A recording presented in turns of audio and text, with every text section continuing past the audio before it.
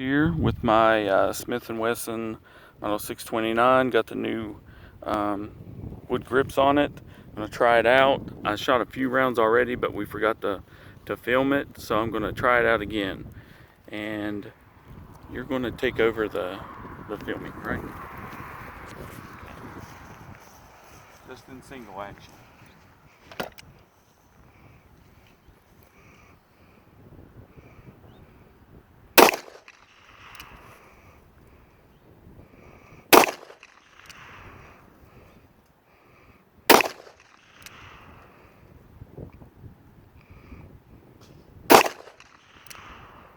There we go.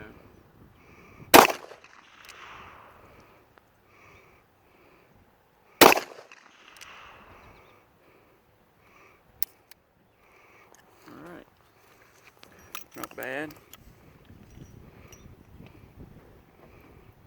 I think the sights are where they need to be, because I'm drilling the bullseye.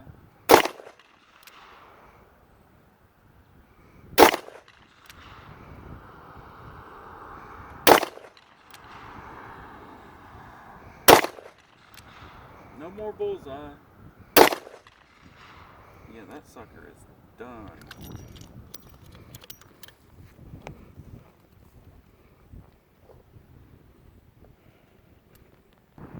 These grips are holding up really nice.